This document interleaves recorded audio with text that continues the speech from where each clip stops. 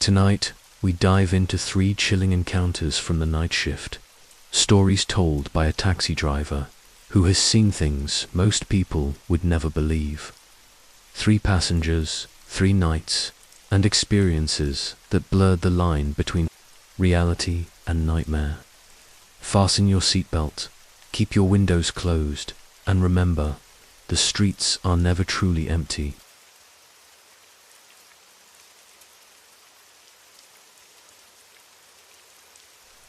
I have been a taxi driver in this city for many years. I have seen many strange passengers, but there was one night I will never forget. That night changed everything I believed about the spirit world. It was a rainy night in mid-July. The rain had been falling since the late afternoon. I parked my car near an old cemetery on a quiet road to wait for a ride. It was late, and that area was almost deserted. Suddenly, my phone showed a ride request coming from near the cemetery gate. The passenger's name looked ancient and unfamiliar. I looked around through the rain and saw a woman standing by the gate. She was wearing a long black coat with no umbrella. Even though the rain was pouring down, her hair was drenched, and her face was extremely pale. She opened the back door and got in without saying a word. I greeted her, but she only nodded slightly. There was an odd smell around her. It was not perfume. It smelled like old, damp clothes left for too long in a closed room. I asked her where she wanted to go. She replied in a very soft voice that sent chills down my spine. She named an address far away near the outskirts of the city. It was a place I rarely drove to at night.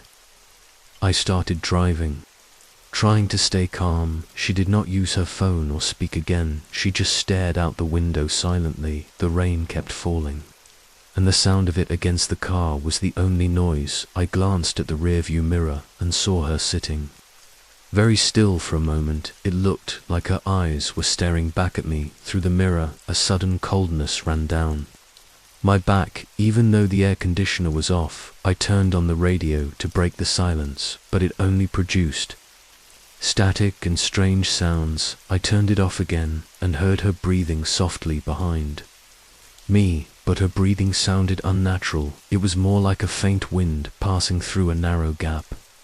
The road seemed longer than usual. The headlights barely lit the empty road ahead. Every now and then, I checked the mirror to see if she was still there. She never moved. Her face looked even paler under the dim light. I tried to focus on driving so I would not think too much, but I could not stop feeling uneasy. Suddenly she spoke again. Her voice was almost a whisper as she told me to turn into a narrow road. The road was darker and surrounded by tall trees. There were no houses, no street lights, only darkness and the sound of the wheels on wet pavement. I followed her instructions even though my instincts told me to stop. She told me to keep going straight. We drove deeper into the darkness. I could barely see anything outside. Then she said a sentence that made my heart pound. She said this was where she used to live, but she said it in past tense, and her tone felt strange. I slowed the car and looked around. There was nothing there. No houses, no lights, only trees and mist. I asked her if she was sure this was the place. She did not answer. I turned around to look at her directly, but the back seat was empty. My hands froze on the steering wheel. I stared at the empty back seat, unable to breathe. Just a moment ago, she had been sitting there. I had heard her voice, felt her presence, and now there was nothing. I felt like the air in the car had become heavier. My heart was beating so fast it felt like it would burst. I tried to tell myself I was imagining things, that maybe she had quietly stepped out without me noticing, but the doors had never opened. There was no sound of a door closing. I looked down and saw the seat was still wet, as if someone had been sitting there with rainwater dripping from their clothes. The smell of old damp fabric was still in the air. I felt a cold sweat running down my neck. I quickly turned the car around and drove back toward the main road. The road seemed to stretch endlessly. Every shadow of the trees looked like someone standing by the roadside. I drove faster, desperate to leave that place. As I finally reached a well-lit area with a few houses, I stopped the car to calm down. I checked the back seat again, still empty, but I noticed something that made my blood run cold on the seat. There was a small old photograph. It showed a woman wearing the exact same black coat. She was standing in front of a house that looked very old. At the bottom of the photo, there was a date from decades ago. The same name that appeared on my taxi app was written on the back of the photo. My hands were trembling as I held it suddenly. The radio turned on by itself. A soft whispering voice came from the speakers. It sounded like her voice. She was saying something repeatedly. "Thank you for taking me home. Thank you for taking me home." I turned off the engine and jumped out of the car. I threw the photo on the ground and stepped away from the vehicle. The rain was still falling, but I barely noticed it anymore. I stood there shivering, not from the cold, but from fear. After a while, I got back into the car. Still shaking, I drove straight back to the city without taking any more passengers that night. When I got home, I searched online using the name from the ride request. I found an old news article. It said that a woman with that same name had died in a car accident many years ago. The crash happened on that same narrow road near the trees. Her body was found wearing a black coat. The article said she had been trying to get home that night. The place I had driven to was near the spot where she died. I realized she had used my taxi to finish her final journey. For weeks after that night, I refused to drive near any cemetery. Every time it rained, the memory came back. I could almost smell that damp, old scent again. Sometimes when I drive alone at night, I feel like someone is sitting in the back seat. I no longer look in the rearview mirror when the road is empty. To this day, I still keep driving because it is my job, but I now believe that not every passenger who gets in my car is among the living, and sometimes, even when you complete a ride, the passenger never really leaves. That night taught me that the boundary between our world and theirs is thinner than we think. Whenever I think of her whispering voice thanking me, I feel a cold shiver. Maybe she finally made it home. Or maybe she is still wandering, looking for another ride.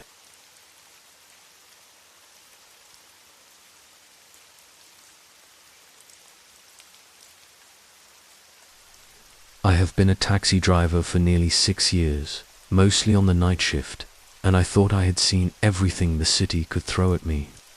People who were drunk, frantic, lost, or completely silent. Those were the usual passengers. But there was one night that changed how I viewed those quiet streets forever. It started late in December, with fog so thick that the streetlights seemed to hang in the air, dim and unreal. The roads were empty, and my cab hummed alone in the cold air. I had been driving for an hour without a single call when my phone buzzed with a new request, just a few blocks from an abandoned shopping center. The address was vague, but I accepted. Something about it felt ordinary, and yet the hairs on my neck were already standing. As I approached the pickup point, I saw him standing under a flickering streetlight. His posture was stiff, like he had been frozen there for hours. He wore a long, dark coat, and his hat was pulled low over his face. I rolled down the window and greeted him, but he didn't respond. He simply opened the back door and slid in without a word. I started the car and tried to make conversation, but he ignored me entirely, staring straight ahead as if the city outside didn't exist. The air inside the cab suddenly felt heavier, and I could sense the temperature drop. I switched on the heater, but it barely made a difference. He gave me an address in a neighborhood I didn't recognize, a place beyond the usual city map. I typed it into the GPS, but nothing appeared. I asked him to clarify, and he repeated it, still in that same monotone voice. I started driving, trying to follow the vague directions, feeling the fog press against the windshield. Every time I glanced at him in the rearview mirror, I noticed his face was paler than the light allowed, almost blending with the shadows. The silence in the car was suffocating, only broken by the faint hum of the engine. I tried to shake off the feeling, telling myself it was just a strange passenger, nothing more. The roads twisted in ways I didn't remember, and the city seemed to dissolve behind us. Buildings vanished, replaced by stretches of empty land and skeletal trees. Streetlights were gone, and the only illumination came from my headlights cutting through the mist. I realized we were far beyond any familiar area, yet the GPS still refused to acknowledge the route. I asked him if he knew the area well, but he just stared out the window, unmoving. The air grew colder still, and my hands began to tremble on the wheel. There was something unnatural about the way he looked, like the shadows in the back seat were stretching closer, wrapping around him in ways I couldn't explain. After what felt like an eternity, I turned a corner and found a narrow, unpaved road lined with twisted trees. The branches arched overhead like fingers forming a tunnel. He finally spoke, his voice low and deliberate. "Here." I slowed, peering into the darkness ahead. I didn't see a house, street, or light, only the road fading into thick, silent woods. My instincts screamed to turn back, but he remained perfectly still, his eyes fixed on the road.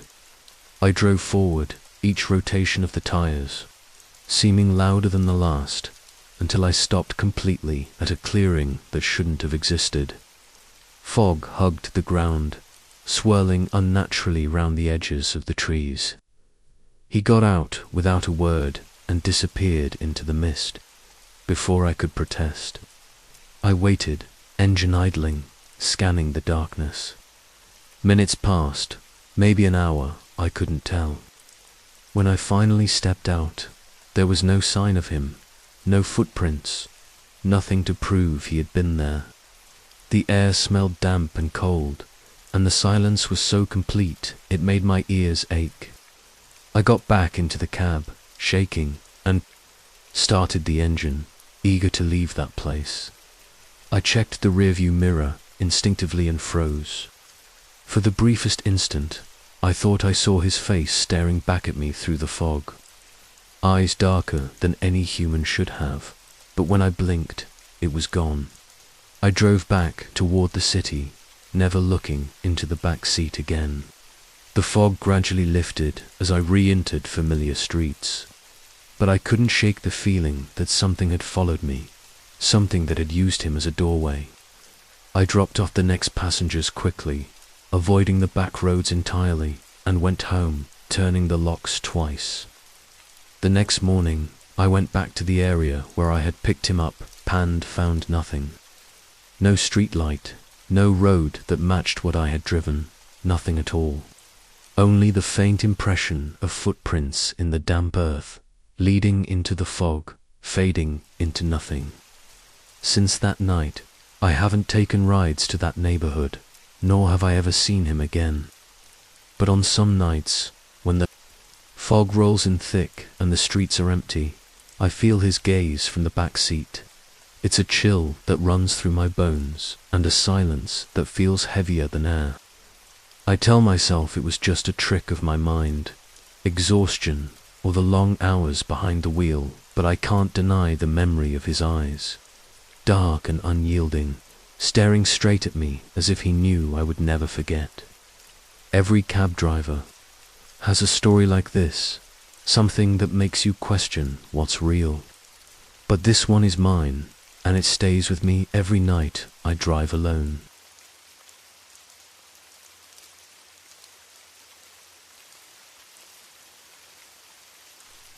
It was another cold night on my usual route, and the streets seemed emptier than usual. I had just dropped off my last passenger and was heading back toward the city center when a request popped up on my app. A pickup from a quiet, unfamiliar part of town. I hesitated for a moment, the fog making the streetlights blur into long, eerie streaks, but I accepted. As I drove, I noticed the roads getting narrower, the houses older and seemingly abandoned. The GPS kept recalculating, unable to find the address, but I followed the coordinates anyway, hoping to reach my passenger quickly. When I arrived, I saw a figure standing in the shadows, barely visible under a broken street lamp. The person didn't move as I parked, simply turning toward the car with an expression I couldn't quite read. He got into the back seat silently, and I immediately felt a chill run through my spine.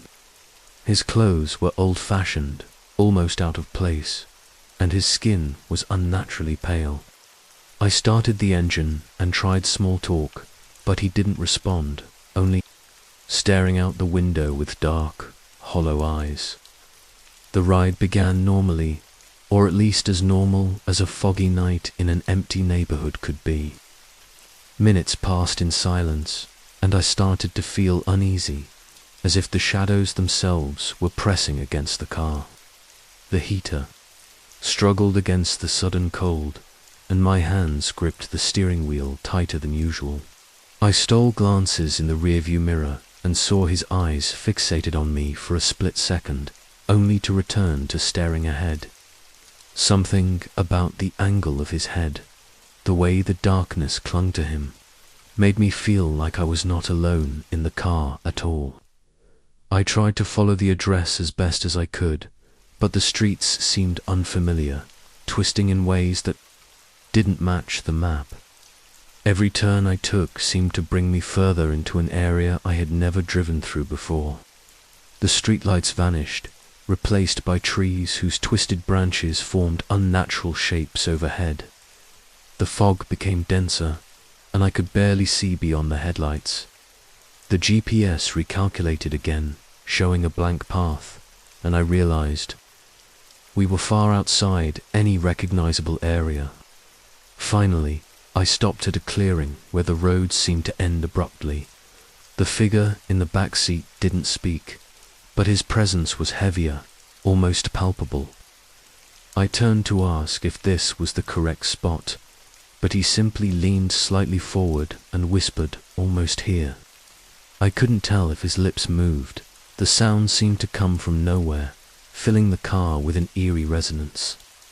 I swallowed hard, feeling my pulse quicken, and drove the final stretch into a narrow path lined with gnarled trees.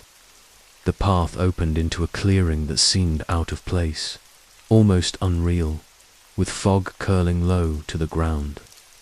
The passenger slid out without a word, disappearing into the mist as though he had never existed. I sat in the car, engine idling, heart racing, staring into the fog that seemed to shift and move on its own. Minutes passed, maybe longer, and I finally started the engine and drove back, refusing to glance at the back seat again.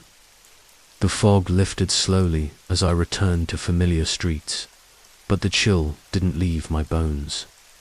The next morning, I drove back to see if I could find the clearing, the path, or any sign of him. There was nothing, no footprints, no fog, nothing to prove the night had happened at all. Yet sometimes, when I drive alone on cold, foggy nights, I feel that same presence staring at me from the back seat. It's a weight, a silence heavier than anything I've experienced before. I tell myself it was just exhaustion, or maybe the fog playing tricks on my mind. But I know, deep down, that I will never forget the feeling of him sitting silently behind me, watching, knowing. Every driver has a story like this, one that makes you question reality. This is mine, and it haunts me every night I drive alone, the memory as real as the streets themselves. Those were 3 stories from the dark side of the city. Stories from the eyes of a taxi driver who witnessed things that will haunt him forever. The streets may look quiet, but some passengers leave more than just memories. If you enjoyed this journey into the unknown, subscribe to Neek Midnight for more chilling tales. And remember, some rides should never be taken.